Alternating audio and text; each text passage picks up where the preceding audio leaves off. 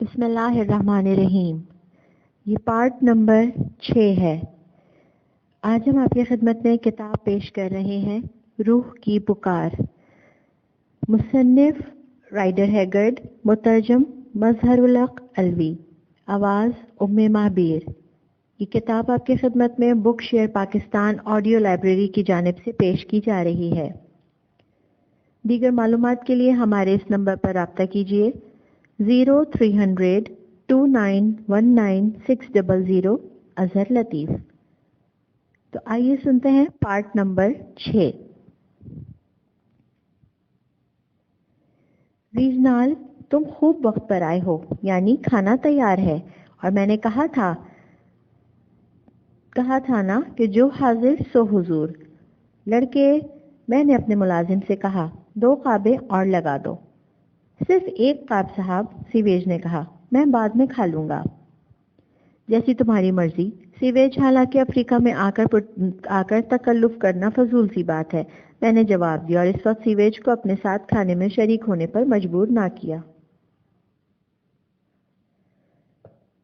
یہ عجیب منظر تھا کہ میں اور ریجنال میرے گھر کے چھوٹے سے کمرے میں بیٹھے ہوئے تھے، اور میری کرسی کے پیچھے لہیم شہیم سیویج مؤدب کھڑا ہوا تھا اور قابیں اٹھا کر بڑے ادب سے میرے اور ریجنال کے سامنے رکھ رہا تھا. سیویج کی یہ خدمات میرے لیے حیرت انگیز نہ تھیں، لیکن اور میرے دوسرے افریقی ملازموں کے لیے یہ منظر ایک سفید فام ہماری خدمت کر رہا تھا حیرت انگیز بھی تھا اور دلچسپ بھی. چنانچہ ہینز اور چند دوسرے ملازم کھڑکی کے سامنے آ کھڑے ہوئے تھے اور اس منظر کو حیرت و دلچسپی سے دیکھ رہے تھے. کھانے سے فارغ ہو کے ہم دونوں برآمدے میں آ گئے اور اب سیویج میز لے کے سامنے ڈٹ گیا. ہم دونوں نے اپنے پائپ جلائے اور میں نے ریجنال سے پوچھا کہ آپ کا ساز و سامان کہاں ہے؟ کسٹم میں چھوڑ آیا ہوں، اس نے جواب دیا. چنانچہ میں سیویج کے ساتھ ملازم کو بھیجے دیتا ہوں کہ وہ سامان یہاں لے آئے. اس نے کہا میرا یہ جھونپڑا تنگ اور بے آرام ہے، لیکن اگر تم پسند کرو تو تمہارے لیے باغ میں ساز و سامان لگا دیا جائے گا. تھوڑے سے پس و پیش کے بعد ریجنال نے میرا مہمان بننا قبول کر لیا. چنانچہ سیویج کے ساتھ ایک ملازم کو سامان لانے کے لیے بھیج دیا. میں نے اس شخص کے نام ایک رقعہ بھی لکھ دیا جو خچر کا چھکڑا چلایا کرتا تھا اور سامان کو بندرگاہ سے چھوڑ کر مسافروں کی رہائش گاہ تک پہنچا دیا کرتا تھا. اچھا، اب سیویج اور وہ ملازم سامان لینے چلے گئے تو میں نے کہا اب یہ بتاؤ کہ کون سی چیز تمہیں افریقہ لے آئی ہے؟ بد نصیبی کوارٹر مین، بد نصیبی، ریجنال نے جواب دیا. کہیں تمہاری بیوی کا انتقال تو نہیں ہو گیا ریجنال؟ میں نہیں جانتا. کیا مطلب؟ میں نہیں جانتا کوارٹر مین کہ وہ زندہ ہے یا مر گئی ہے. کاش کہ وہ مر گئی ہوتی. وہ گم ہو گئی ہے. دفعتاً دماغ کے کسی تاریک گوشے میں سے یہ خیال ابھر کر سطح دماغ پر آ گیا کہ ریجنال کی بیوی شاید کسی کے ساتھ بھاگ گئی ہے. اور آپ جانیے زمانہ کچھ ایسا ہے کہ لوگوں کی بیویاں اپنے یاروں کے ساتھ بھاگتی رہتی ہیں.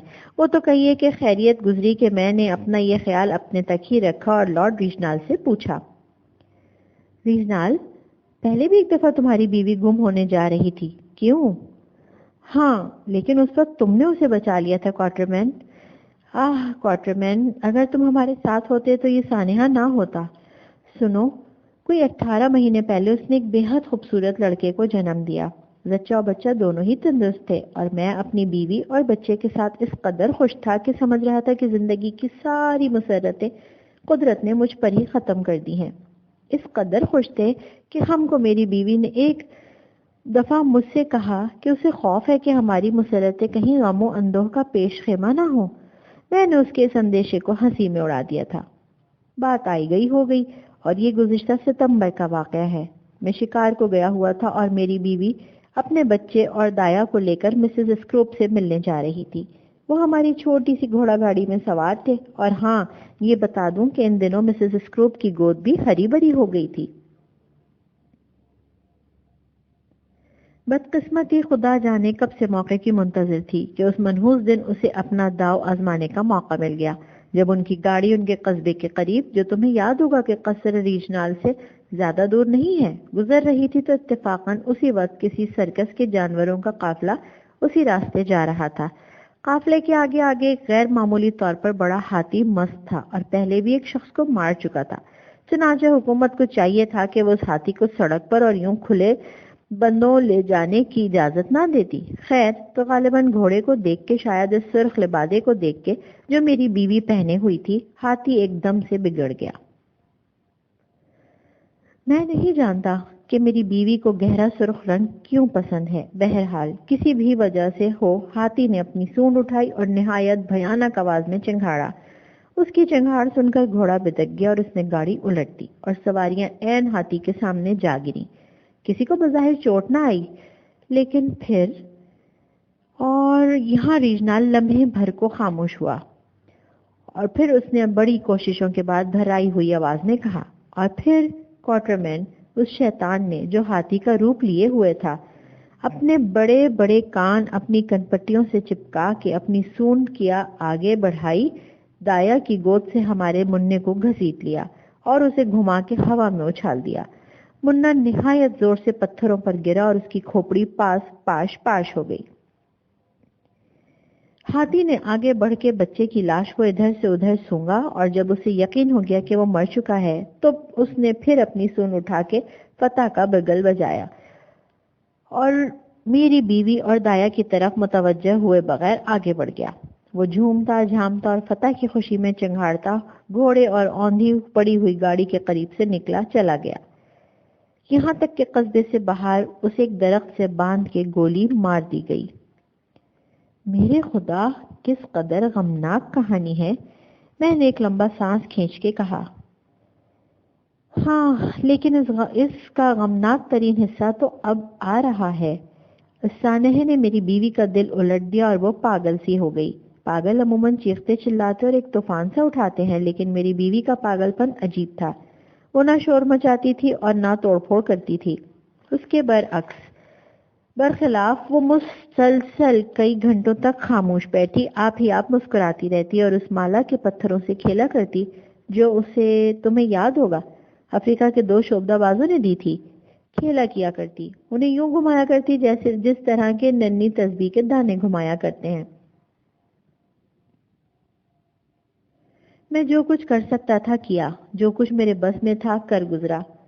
میں نے باری باری سے انگلستان کے ان 3 مشہور ڈاکٹروں کو اپنی بیوی کے علاج کے لیے بلوایا، جو دماغی امراض کے ماہر ترین ڈاکٹر تسلیم کیے گئے ہیں، لیکن ان تینوں میں سے ایک ڈاکٹر بھی میری بیوی کی اس عجیب حالت کو تبدیل نہ کر سکا۔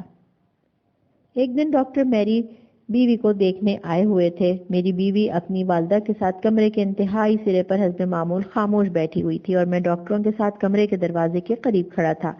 تم نے قصر ریجنال کا وہ کمرہ دیکھا ہی ہے، جہاں چنانچہ تم اندازہ لگا سکتے ہو کہ کمرے کے دروازے پر 2 آدمی کھڑے تقریباً سرگوشیوں میں باتیں کر رہے ہوں تو کمرے کے انتہائی سرے پر بیٹھا ہوا شخص ان کی باتیں نہیں سن سکتا تھا۔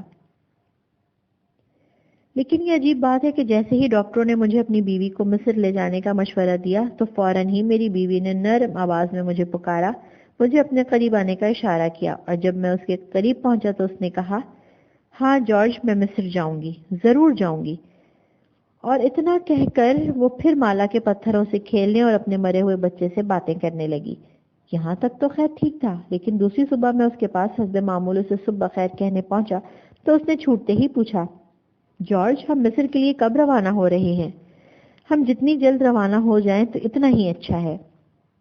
جب میں نے ڈاکٹروں سے یہ واقعہ بیان کیا تو وہ بہت خوش ہوئے اور انہوں نے میری بیوی کے تندرست ہو جانے کی امید ظاہر کی اور کہا کہ میری بیوی کو اب زندگی سے دلچسپی پیدا ہو چلی ہے، اس لیے مجھے چاہیے کہ میں اس کی خواہش، مصر جانے کی خواہش، فوراً پوری کر دوں۔ چنانچہ اب میں مجبور ہو گیا اور ہم مصر کے لیے روانہ ہو گئے۔ لیڈی لاجڈن یعنی میری خوشدامن صاحبہ ہمارے ساتھ آنے پر مصر تھیں، چنانچہ انہیں بھی ساتھ لے لیا گیا۔ قاہرہ پہنچ کر میں نے ایک کافی بڑا ضیاء بانی کشتی کرائے پر لیا، جس کے ملا بہت عمدہ تھے اور جس میں ہر طرح کی آسائش مہیا تھی۔ اس ضیاء میں ہم 4 مسلح سپاہیوں کے ساتھ سوار ہوئے۔ ضیاء بہاؤ کے خلاف بہتا رہا اور یوں دریائے نیل کے راستے ہم مصر کی سیر کرتے رہے۔ 1 مہینے تک سب کچھ ٹھیک ٹھاک رہا، حتیٰ کہ میری بیوی کے حفاظ بھی کچھ ٹھکانے آنے لگے، اور یہ دیکھ کے میری خوشی کا ٹھکانہ نہ رہا، اور میں نے خدا کا لاکھ لاکھ شکر ادا کیا۔ اب وہ مصر قدیم کے ہیکلوں کی دیواروں پر بنی ہوئی تصویروں میں بھی دلچسپی لینے لگی تھی۔ مجھے بھی اچھی طرح یاد ہے کہ اس جان کا حادثے سے چند دنوں پہلے، جس نے مجھے برباد کیا ہے، اس نے ایک تصویر کی طرف اشارہ کر کے کہا تھا، دیکھو جارج، مقدس ماں ایزیس اور اس کا بیٹا ہورس۔ اور یوں کہہ کر وہ ایزیس اور ہورس کی تصویر کے سامنے بڑے اعتماد سے سجدہ ریز ہو گئی۔ اس کی یہ حرکت مجھے بڑی عجیب معلوم ہوئی، لیکن میں نے اس کی طرف کوئی دھیان نہ دیا۔ اس دن میری بیوی غیر معمولی طور پر خاموش تھی۔ وہ مسلسل کئی گھنٹوں تک کشتی کے رسے پر بیٹھی معبد کے دروازے پر بنے ہوئے مجسموں اور حد نظر تک پھیلے ہوئے رگزار کو ٹک ٹکی باندھے دیکھتی رہی۔ البتہ صرف ایک دفعہ میں نے اسے بڑبڑاتے سنا تھا، اور اس نے کہا تھا، بے حد خوبصورت، بے حد خوبصورت، اب میں اپنے وطن میں آ گئی ہوں۔ ہم نے رات کا کھانا کھایا، اور چونکہ وہ چاند کی رات نہ تھی، اس لیے عرب ملاحوں سے چند عربی قصیدے سن کے ہم جلد ہی سونے چلے گئے۔ پاؤ پھٹ رہی تھی کہ اپنے خوشدامن کی گھبرائی ہوئی چیخیں سن کے میری آنکھ کھل گئی۔ وہ بہت پریشان تھی اور پوچھ رہی تھی کہ لیونا گم ہو گئی۔ تمہیں یاد ہوگا کہ میری بیوی کا نام ہے۔ معلوم ہوا کہ کچھ دیر پہلے، کیونکہ لیونا کا بستر اب تک گرم تھا، وہ سموری چوغا پہن کے کیبن سے باہر کہیں نکل گئی تھی۔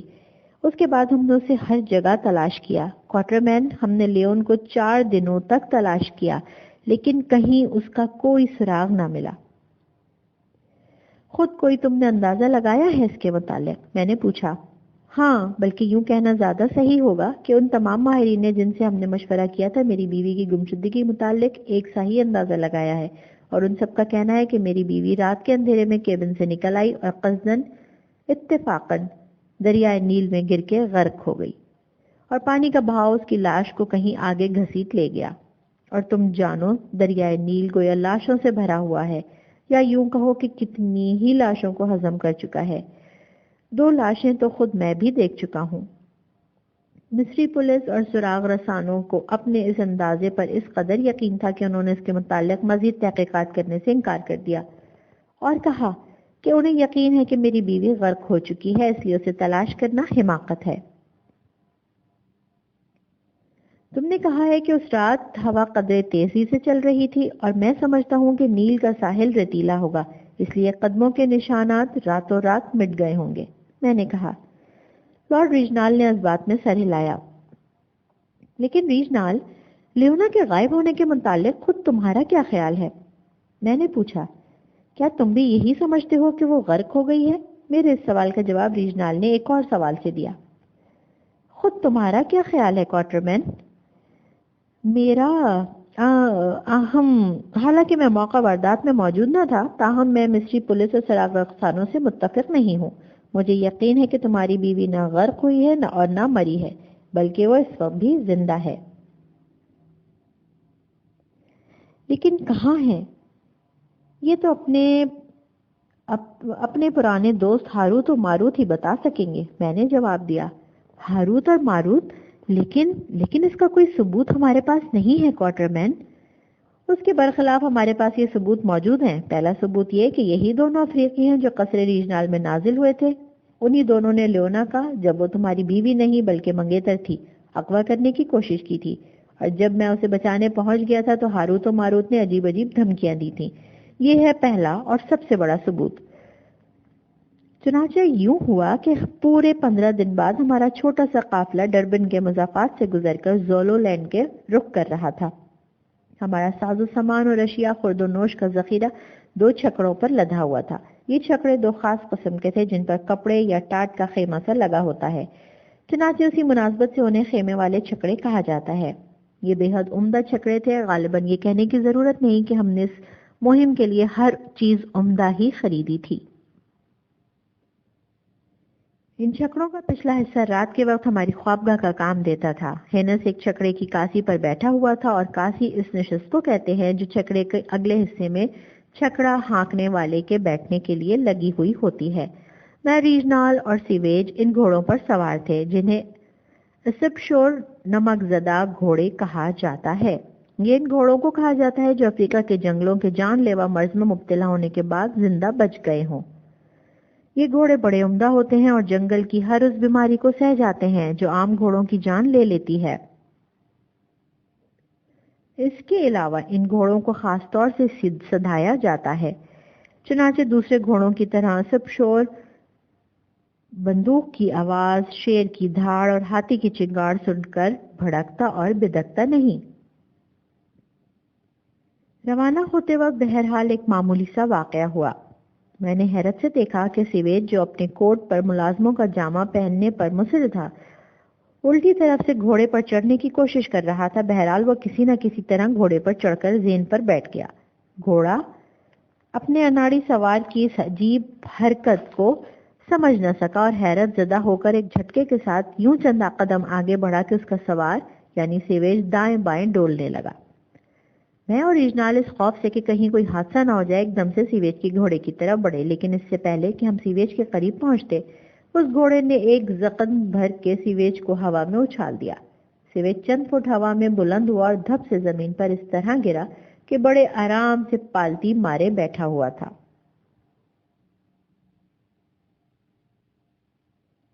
بیچارہ ریجنال نے کہا، میں سمجھتا ہوں کہ اس کا سفر بس یہی ختم ہوتا ہے، لیکن ہم دونوں کی حیرت کی انتہا نہ رہی جب ہم نے دیکھا کہ سیویج حیرت انگیز پھرتی سے اٹھا۔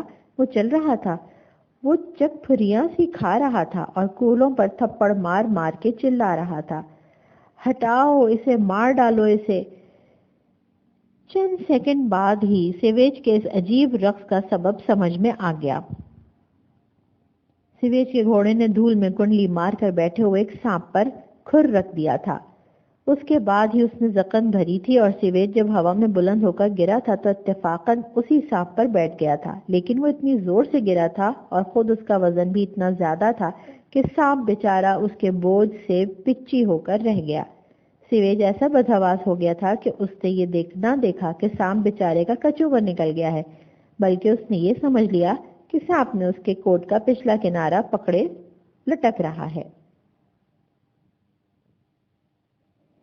سانپ، سرکار سانپ! جب ہم نے اسے یہ اطمینان دلا دیا کہ سانپ مر چکا ہے تو اس نے کہا، خدا جانے سانپوں کا میری زندگی سے کیا تعلق ہے، مجھے ان سے نفرت ہے، لیکن خود سانپوں کو معلوم ہوتا ہے کہ مجھ سے عشق ہے، کیونکہ خدا کی یہ موذی مخلوق مجھے خواب میں بھی پریشان کرتی ہے۔ اگر میں اس مہم پر سے زندہ واپس آ گیا تو پھر میں آئرلینڈ چلا جاؤں گا جہاں کتے کہتے ہیں کہ سانپ نہیں ہوتے، لیکن میرا خیال ہے کہ میں اس سفر سے واپس نہ آ سکوں گا کیونکہ ابھی جو واقعہ ہوا وہ شگون بد ہے۔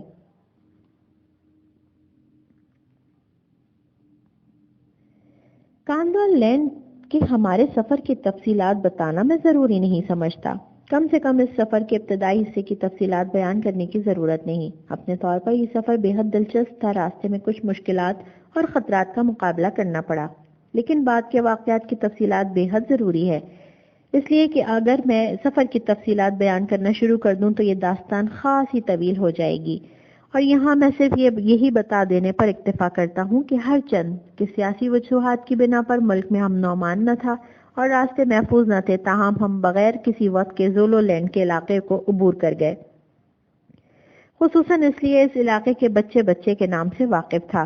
زولو لینڈ کا ہر شخص میری عزت کرتا اور میرے سامنے احترام سے جھک جاتا تھا، چنانچہ اس طرف کے تقریباً تمام قبائل میری مدد کو کمر بستہ تھے۔ میں نے زولو لینڈ میں حسب پروگرام 3 پیغامبر کو مازیٹو لوگوں کی طرف دوڑا دیے تھے۔ یہ پیغامبر جو پیغام لے کر چلے تھے یوں تھے کہ عظیم شکاری میکومزن جو اندھیرے کا پاسبان بھی کہلاتا ہے اور وہ زرد آنکھوں والا اور زرد و اندھیرے کی روشنی ہے، مازیٹو قبیلے کے بادشاہ کی ملاقات کو آ رہا ہے۔ میں جانتا تھا کہ اس مقام سے جہاں دریائے لویا ہے چھکڑوں کو آگے لے جانا ممکن نہ ہوگا، اس لیے میں نے اپنے زولو پیغمبروں کے ذریعے مازیٹو بادشاہ سے یہ درخواست بھی کی تھی کہ وہ کم سے کم 100 بار برداروں کو مناسب بدرقے کے ساتھ دریائے لوہا تک بھیج دے۔ باربر دار ہمیں اس مقام پر آ ملے جس سے ہم دونوں بخوبی واقف تھے۔ پیغمبروں نے کہا کہ اگر ان میں سے ہر ایک کو جب وہ واپس آ جائیں 5 مویشی بطور اجرت کے دیے جائیں تو وہ ہمارے پیغام کو مازٹو بادشاہ کے سامنے لفظ بلفظ دہرا دیں گے۔ بصورت دیگر یعنی اگر ان میں سے کوئی پیغمبر راستے میں مر جائے تو یہ اجرت اس کے پسماندگان کو دے دی جائے۔ یہاں میں یہ بتا دوں کہ ان میں سے 2 پیغمبر تو راستے میں ہی مر گئے۔ ان لوگوں کا قریب کا راستہ اختیار کیا تھا جو دلدلوں میں سے ہو کر گزرتا تھا۔ یہ دلدلیں بخار زدہ کہلاتی ہیں۔ چنانچہ ایک پیغمبر تو بخار میں مبتلا ہو کے مر گیا اور دوسرے کو ایک شیر نے پھاڑ کھایا۔ البتہ تیسرا پیغمبر منزل تک پہنچ کر ہمارا پیغام پہنچانے میں کامیاب ہو گیا۔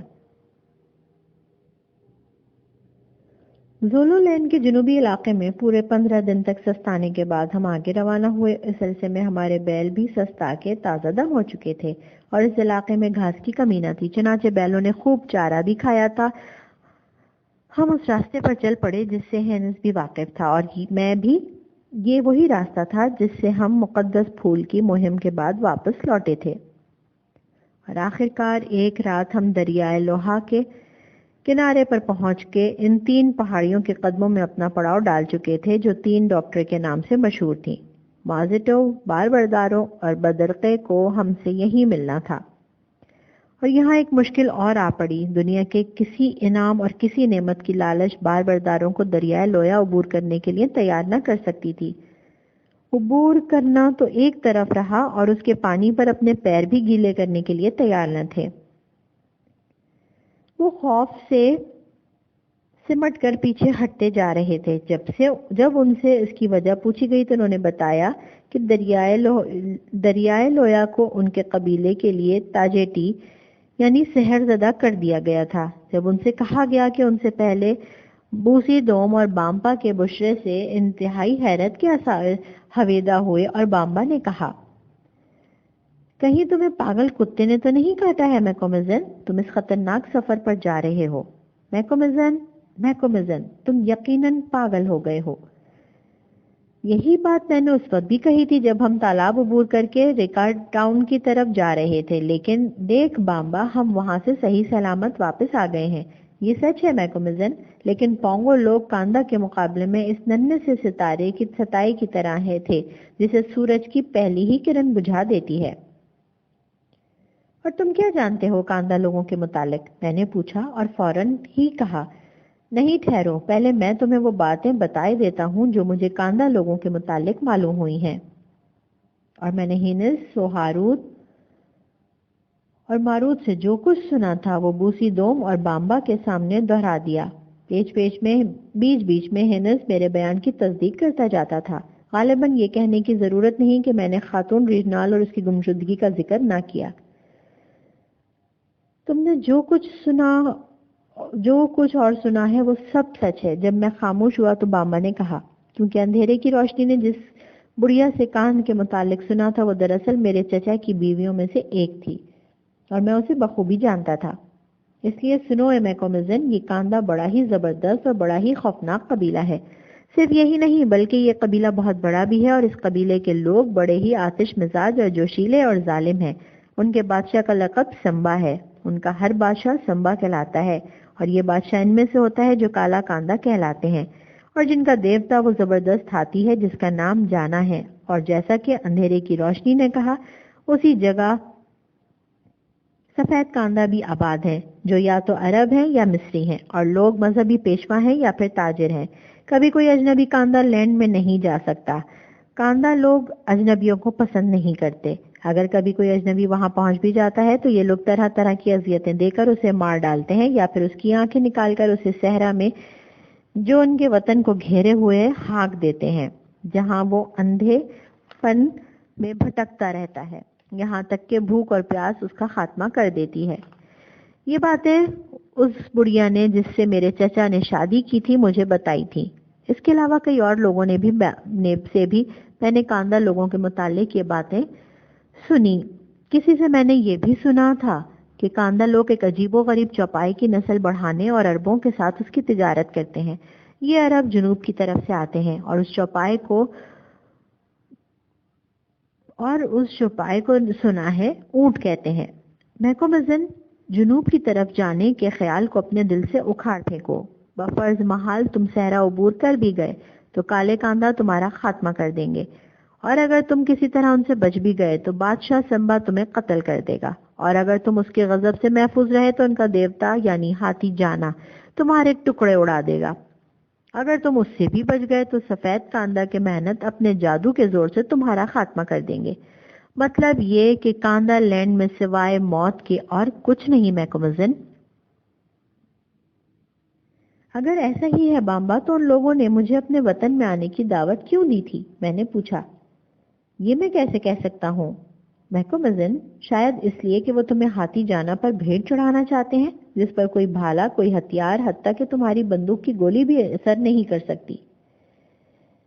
اوہو، تو بندوق کی گولی بھی اثر نہیں کرتی؟ یہ تو بہت جلد معلوم ہو جائے گا، میں نے سر ہلا کر کہا۔ کچھ بھی ہو بامبا، ہم خود وہاں جا کر اس ہاتھی جانا کو دیکھنا اور اس پر اپنی بندوق کی گولی آزمانا چاہتے ہیں۔ سیویج نے بھی اس بات میں سر ہلا کے اپنی رضامندی ظاہر کی اور پھر کہا، اس بومبا یا فومبا سے پوچھو کہ کاندھا لوگوں کے ملک میں سانپ ہیں یا نہیں۔ ہاں اے بنیا، ہاں اے لوٹنے والے مرغ، بامبا نے جواب دیا۔ میرے چچا کی بیوی نے مجھے بتایا تھا کہ سفید کاندھا کے معبد کا پاسبان ایک ایسا زبردست سانپ ہے کہ کبھی کسی نے ایسا زبردست سانپ نہ دیکھا ہوگا، اور اتنا بڑا سانپ دنیا میں کہیں نہ ہوگا۔ تو پھر اس بامبا سے کہیے صاحب، جب میں نے بامبا کی اطلاع کا ترجمہ سیویج کو سنایا تو وہ بولا کہ کاندھا لوگوں کا یہ معبد گرجا تو ہے ہی نہیں کہ مجھے عبادت کے لیے وہاں جانا پڑے، میں وہاں جاؤں گا ہی نہیں، پھر یہ سانپ مجھے کس طرح نگل سکے گا۔ لیکن افسوس ہے بیچارہ بنیا قسمت کے لکھے سے بے خبر تھا، اور اب بار برداروں کا مسئلہ درپیش تھا۔ اگر کوئی اور ہوتا تو وہ اپنے آدمی ہمارے ساتھ بھیجنے کے لیے تیار نہ ہوتا، لیکن بوسی دوم چونکہ میرا دوست تھا اور میرا بہت زیادہ احترام کرتا تھا، اس لیے وہ تھوڑے سے پس و پیش کے بعد بار برداروں کو ہمارے ساتھ بھیجنے کے لیے تیار ہو گیا۔ لیکن پہلے اس نے ہم سے یہ وعدہ لیا کہ ہم اس کے بار برداروں کو صحرا کی سرحد پر سے ہی واپس لوٹا دیں گے تاکہ وہ اس انجام سے بچ جائیں جو ہمارا ہونے والا تھا۔ چوتھے روز ہم پورے 120 بار برداروں کے ساتھ جو بامبا کے ماتحت تھے روانہ ہو گئے۔ بامبا ہمارے ساتھ آنے پر مصر تھا اور بقول اس لیے ہمارے ساتھ چلا تھا کہ وہ ہم سے آخری دفعہ رخصت ہو لے، کیونکہ اس کے خیال میں ہم زندہ واپس آنے والے نہ تھے۔ بامبا کا یہ اعلان بذات خود ہمیں اداس کر دینے والا تھا، لیکن دوسری باتیں جن کا تعلق ایک سفر سے تھا اور بھی زیادہ خطرناک ثابت ہوئیں۔ پیزا ٹاؤن سے روانہ ہونے کے بعد ہم پورے 1 مہینے تک گھنے جنگلوں اور دلدلوں میں سفر کرتے رہے۔ اس تالاب یا جھیل پر گئے جس کے ایک جزیرے پر کبھی پونگو آباد تھے۔ مشرقی کنارے کے پیچھے چھوڑ کر ہم بامبا اور دوسرے مازیٹو رہبروں کی رہبری میں جنوب کی طرف بڑھے، اور اس کے بعد ہم اس علاقے میں پہنچ چکے تھے جہاں وہ لوگ بسے ہوئے تھے جو انتہائی قدیم طریقے پر زندگی بسر کرتے ہیں، حتیٰ کہ یہ لوگ زراعت کے نام سے تک سے واقف نہیں۔ ان لوگوں کی بستیاں بہت دور دور اور چھوٹی چھوٹی تھیں۔ 100 میل کے بعد اب یہ بستیاں بھی نظر نہ آتی تھیں، البتہ ہماری مٹبھیڑ 9 ماہوں اور افریقہ کی اس پست قامت قوم سے ہو جانی تھی جسے پگجی کہتے ہیں۔ پگجی شکار کر کے زندگی بسر کرتے تھے۔ ان کے قد بہت چھوٹے ہوتے ہیں اور ان کے تیر بھی بہت چھوٹے ہوتے ہیں، لیکن یہ چھوٹے چھوٹے تیر بہت خطرناک ہوتے ہیں کیونکہ زہر میں بجھے ہوتے ہیں، اور جس شخص کی جلد میں بھی یہ تیر گھس جاتا ہے اسے پھر دنیا کی کوئی دوائی نہیں بچا سکتی۔ ایک دفعہ پجگیوں نے ہم پر حملہ کر دیا اور اپنے زہر میں بجھے ہوئے تیروں کے ذریعے ہمارے 2 رہبروں کو ملک عدم پہنچا دیا۔ پگچیوں کے اس حملے کے وقت سیویج نے بڑی بہادری کا ثبوت دیا۔ وہ ایک دم سے اس کانٹے دار حصار میں سے جو ہم نے جھاڑیاں کاٹ کر بنا لیا تھا باہر نکلا اور اس پگجی پر جو زیادہ دور نہ تھا جھپٹ پڑا اور اسے دبوچ کر حصار میں گھسیٹ لایا۔ اب یہ میں نہیں کہہ سکتا کہ وہ خود زہریلے تیروں کی بوچھاڑ میں سے کس طرح زندہ نکل آیا۔ بہرحال جب وہ پگجی کو دبوچے حصار میں داخل ہوا ہے تو ایک تیر اس کی ہیڈ کو چھید کر بالوں میں اٹک گیا تھا اور دوسرا اس کی پنڈلی پر خراش لگا گیا تھا۔ لیکن یہ خراش اتنی معمولی تھی کہ اس سے خون کا ایک قطرہ بھی نہ نکلا تھا۔ سیویج کی یہ کارگزاری ہمارے لیے بڑی سود مند ثابت ہوئی، کیونکہ ہینس کے ذریعے جو پگجی زبان سے تھوڑا بہت واقف تھا اپنے قیدی کو یہ پیغام دیا کہ اب اگر ہم پر تیر چلائے گئے تو ہم خود اسے یعنی قیدی کو پھانسی دے دیں گے۔ ہماری یہ دھمکی بڑی کارگر ثابت ہوئی، کیونکہ اس قیدی نے جو حملہ آوروں کا سردار تھا ہمارا یہ پیغام اپنے ساتھیوں تک پہنچا دیا تھا۔ نتیجہ یہ ہوا کہ اس کے بعد پگچیوں نے ہم پر حملہ نہ کیا۔ پگچیوں کے علاقے سے نکل آنے کے بعد ہم نے اپنے قیدی کو آزاد کر دیا، جو یوں سر پر پاؤں رکھ کر بھاگا کہ ہم اپنی ہنسی روک نہ سکے۔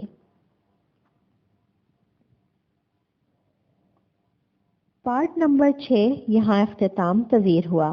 کتاب روح کی پکار۔ کتاب کا بقیہ حصہ پارٹ نمبر 7 میں سماعت کیجیے۔